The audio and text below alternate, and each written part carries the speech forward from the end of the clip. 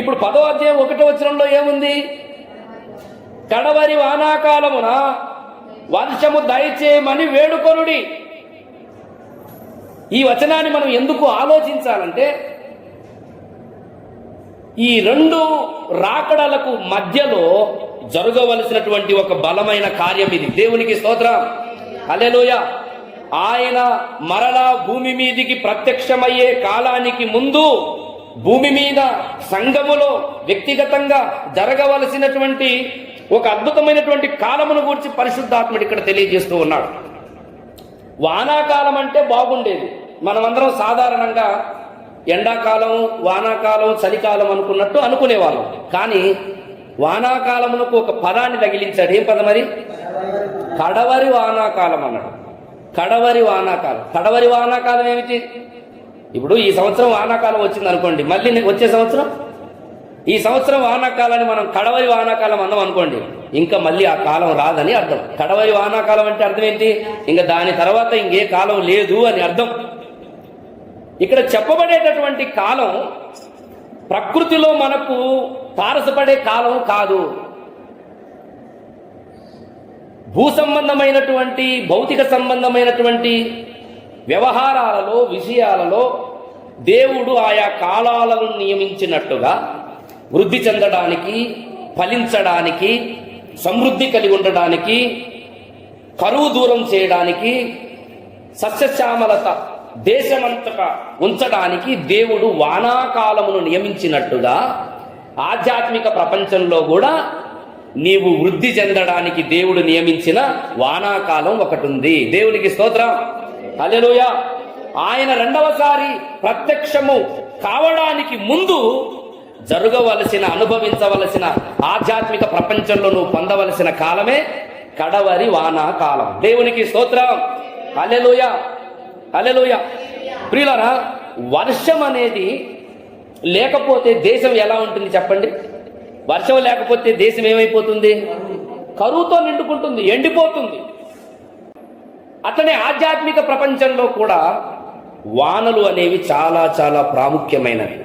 వాన లేకపోతే కరువు ఉన్నట్టు, వాన లేకపోతే ఎండిపోయినట్టు, వాన లేకపోతే నష్టమైనట్లుగా ఆధ్యాత్మిక జీవితంలో కూడా వానలు లేకపోతే, ఆధ్యాత్మిక జీవితంలో కూడా కడవరి వర్షం కురవకపోతే ఎండిపోతుంది, నష్టం ఎదుర్కోవాల్సి వస్తుంది, కరువును అనుభవించవలసి వస్తుంది, సంతోషం దూరమైపోతుంది. జకరియా ప్రవక్త అదే చెబుతున్నాడు. సియోను నివాసులారా, మీరు ఎంతో నష్టపోయారు, మీరెంతో ప్రతికూలతను అనుభవించారు, మీరు కరువును ఎదుర్కొన్నారు, సమస్యలను అనుభవించారు. అయితే ఆయన ప్రత్యక్షమయ్యే కాలమునకు ముందుగా మీరు చేయవలసింది ఏమిటంటే వేడుకొనండి. కడవరి వర్షాకాలము, కడవరి వానాకాలము దయచేయుమని యెహోవాను వేడుకొనండి, ప్రార్థన చేయండి. ఈ వర్షాకాలం ఆధ్యాత్మిక ప్రపంచంలో దేనికి గుర్తంటే పరిశుద్ధాత్మ నింపుదలకు గుర్తు. యెషయా గ్రంథము దయచేసి చూడండి. యెషయా గ్రంథము 44వ అధ్యాయము 3వ వాక్యం. యెషయా గ్రంథము 44వ అధ్యాయం 3వ వాక్యం. దప్పిగలిగిన వాని మీద నీళ్లను,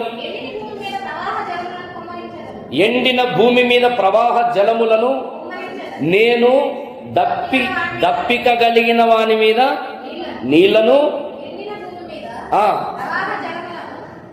అంటే ఇప్పుడు భూమిని ఎవరితో పోలుస్తున్నాడు?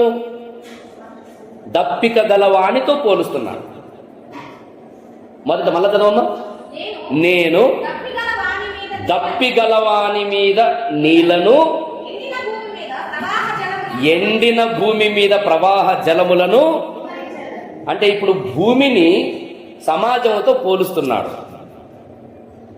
ఎండిపోయినటువంటి భూమి మీద నీళ్లు కుమ్మరిస్తే ఎలాగైతే ఉంటుందో దప్పిక కలిగిన వాని మీద కూడా నీళ్లు కుమ్మరిస్తే అలాగే ఉంటుంది. అయితే నీరు దేనికి గుర్తు? వెంటనే మరలా అదే వచనం చదవమ్మా. మీ సంతతి మీద నా ఆత్మను కుమ్మరించగలను.